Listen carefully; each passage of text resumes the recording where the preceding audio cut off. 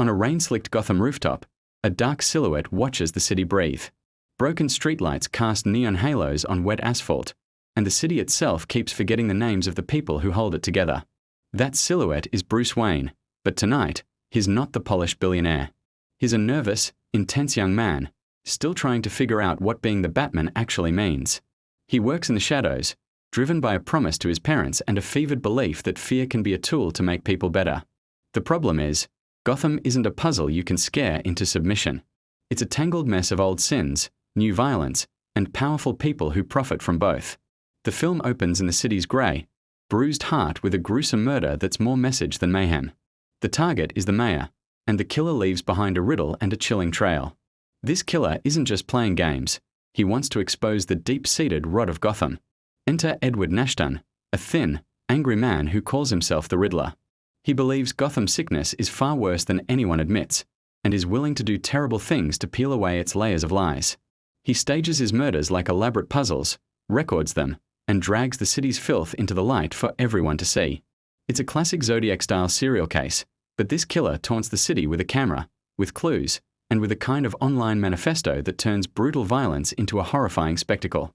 He isn't just attacking individuals, he's attacking the very idea that Gotham's institutions are honest. Working the case is Lieutenant James Gordon, a straight-shooting cop who still believes in justice, even when his world tells him otherwise. Gordon is one of the rare bright spots in the police force, principled, exhausted, and slowly being forced to compromise. He finds an uneasy ally in Batman, a vigilante who refuses a badge but shares an urgent need to clean the city's gutters. Their partnership is purely practical. Gordon needs someone who can reach places the law can't, and Batman needs someone who speaks the language of evidence and procedure. They bicker like an odd couple, but beneath it all, there's a shared frustration. Gordon is tired of the system protecting its own criminals, and Batman is furious that the system has failed the city he loves. As Batman and Gordon follow the Riddler's clues, the trail leads them deep into the arteries of Gotham's corruption, into nightclub backrooms, half-lit mansions, and police stations where paperwork just disappears. One name keeps surfacing: Carmine Falcone, the old-guard mafia boss whose family has woven itself into the fabric of the city for generations. Falcone operates in both daylight and shadow, and while he prefers to stay out of the headlines, his fingerprints are on every deal that keeps the city's corrupt wheels greased. Batman's early confrontations with Falcone are equal parts interrogation and theater. He's still learning how to be a detective, how to be patient. Then there's Selina Kyle, a cat burglar with her own practical code of survival. She's street-smart, slippery, and haunted by the disappearance of a friend who was dragged into the city's ugly underworld. At first, Selina isn't a love interest. She's a mirror for Bruce.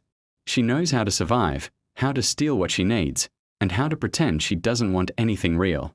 Their relationship is combustible. He's hiding everything. She's hiding very little.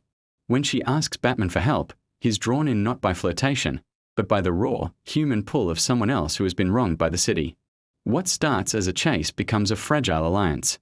They're both ghosts in different costumes, trying to save people who have been kicked to the curb. The Riddler's strategy is simple: pain plus publicity. He leaves clues for Batman and Gordon that connect his violent acts to specific people: politicians, police officers, men whose decisions ruined lives. The more they dig, the longer the list gets, and it doesn't stop at mobsters. The Riddler exposes payoffs, secret deals, and the ugly truth that some of Gotham's pillars are propped up by bribes and buried secrets.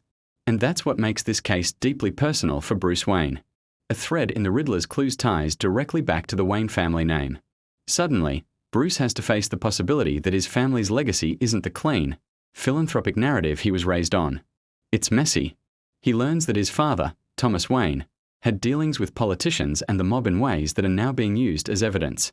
There are tapes and documents that paint his father not as a saint, but as a man who made compromises. Bruce is furious, at the Riddler for dragging his family through the mud, at the politicians for lying, and at himself for not knowing the whole story. But as Batman digs deeper, he discovers a painful truth: some of what the Riddler claims is true. Meanwhile, Oswald Cobblepot, who will later be known as the Penguin, is just a mid-level thug working for Falcone. He's easy to bully but hungry for power. He manages to survive the film's brutality and begins his climb from a meek henchman to something far more dangerous, thanks to a mix of luck and the city's endless appetite for monsters. Colin Farrell's slinky, menacing performance shows just how the underworld adapts when its leaders fall. As the evidence piles up, the Riddler escalates. He targets the symbols of the city's stability: the mayor, the police commissioner, the men who stand in his way. The killings are symbolic, staged to indict. He also releases video manifestos, lecturing Gotham like a deranged professor. He wants a reckoning, one that will burn through the city and force everyone to face the consequences of their actions. And his rhetoric is persuasive to the desperate and the forgotten. Some people watch his tapes and feel, for the first time, seen. That's terrifying, because notoriety breeds copycats, and in a city as frayed as Gotham, chaos is a tinderbox. Batman eventually tracks the Riddler to a flooded, grotesque hideout where the killer is broadcasting his final show. The scene isn't just about violence, it's about the theater of it all. The Riddler wants an audience. Batman's confrontations with him are more cerebral than physical. He's trying to outthink someone who sees justice not in terms of law, but in a twisted moral arithmetic. The guilty deserve to be exposed, and the innocent are just collateral damage. Selina's story intertwines with the central mystery. Her search for her friend uncovers a horrifying human trafficking ring that preys on the vulnerable. This is where the film gets intensely personal. Selina loses something she can't easily recover and discovers the true depths of human depravity. Her transformation from a self-serving thief to a woman who wants to take a stand is one of the movie's emotional cores. She's angry, but she's practical.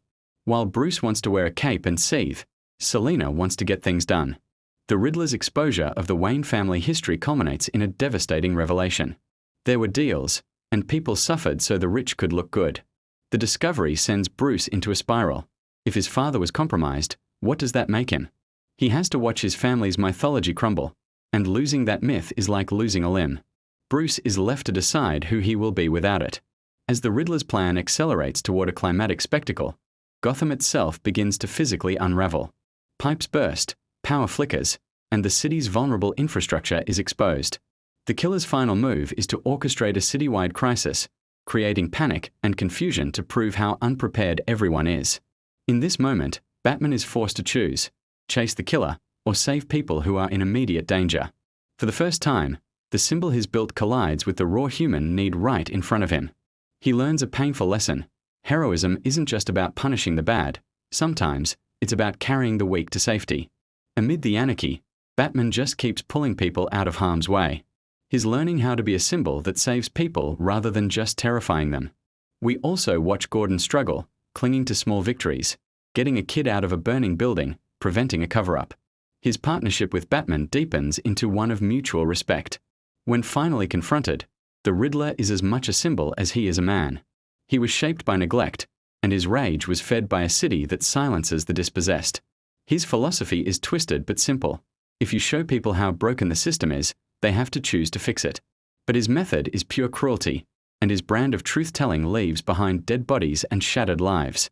Truth without hope is just another form of destruction. One of the most affecting moments is a quiet one: Batman and Selina in conversation, admitting they both want more than the roles they've been cast in. Selina wants to leave her life of crime. Bruce, exhausted by masks and ghosts, contemplates a life beyond endless vengeance. They're both learning that identity isn't just the costume you wear, but the choices you make when no one is watching. The climax is dramatic. The Riddler's final act puts the entire city at risk. But Batman, true to his new purpose, chooses to save people. He becomes less an avenger and more a first responder with a cape. The film makes a clear choice here. Heroism is salvation, not indictment. The Riddler wanted to burn the city down, but in the chaos, strangers help each other, and that simple fact undercuts his entire thesis. The film ends with a city that is scarred but not annihilated. The Riddler is stopped. The corruption he exposed doesn't vanish, and new monsters like the Penguin are rising. But Batman's final choice is significant. He steps out of the shadows not as a judge, but as a guardian. He learns to serve ordinary people rather than just punish their failures. The movie's closing shots emphasize a new kind of duty: not to punish the city for its sins, but to stand with it as it haltingly tries to do better. There's a melancholy here, but also a tiny ember of optimism. Watching the Batman feels like sitting through a storm. It's dark, rainy, and full of broken things, but it's alive. The film's strength is its mood and its focus on gritty detective work. Robert Pattinson's Bruce is a man still finding his way, and Zoe Kravitz's Selina is sharp and wounded. Paul Dano's Riddler is terrifying because he's so earnest in his cruelty. But the key takeaway is this: A symbol without compassion is just a nightmare. Batman's evolution from a tool of vengeance to a reluctant symbol of hope is the movie's quiet thesis. Gotham may be broken, but the people in it still choose, every day, to help each other. And that is the hardest thing to destroy. Thanks for watching, and if you enjoyed this deep dive, be sure to subscribe for more.